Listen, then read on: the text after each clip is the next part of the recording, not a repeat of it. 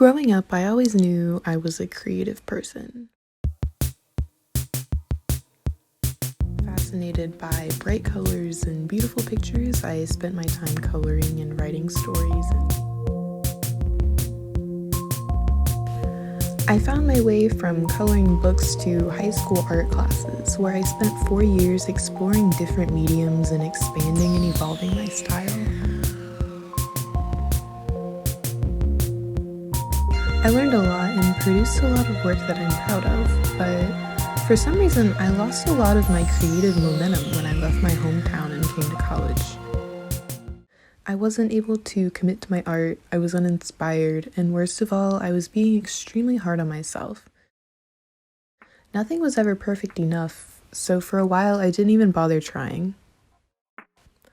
Then I took a class where we learned about the philosophy behind a form of art referred to as the expressive arts.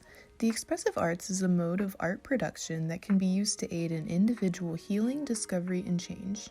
It's much more focused on the creative process of art rather than the final outcome.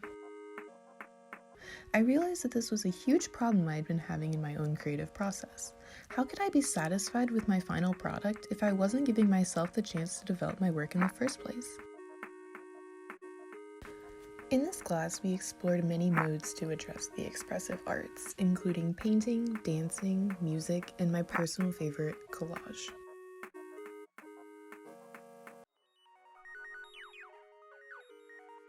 We were instructed to clip out anything that spoke to us and to just let it come together naturally. I'd never done much work with collage before, so being able to learn this art form with this mindset was really profound to me. I felt like I had this whole new approach to art, and it was coming to me so easily. I soon became obsessed.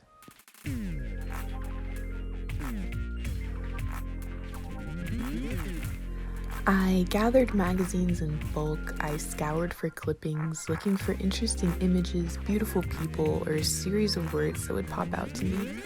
I never start with a plan, but they almost always end up building themselves into completely unique pieces, each having a different personal meaning.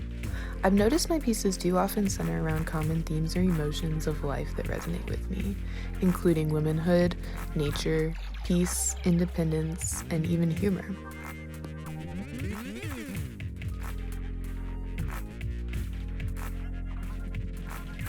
Collaging is an art that I found to be beneficial in a time when it felt like art was no longer for me. Turns out I'm not alone in this.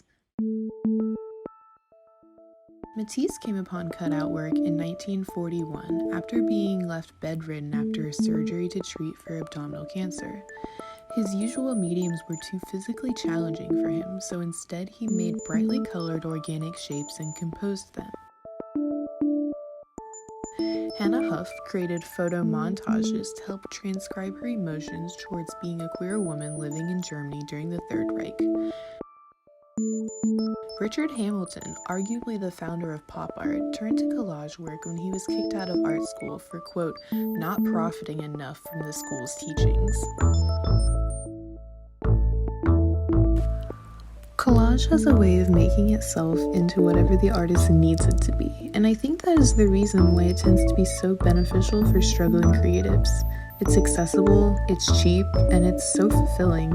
Collage, alongside my new knowledge of the expressive arts, has completely altered my creative process and how I view my own art. So for now, I'll keep flipping and cutting and gluing and letting the pieces just fall together.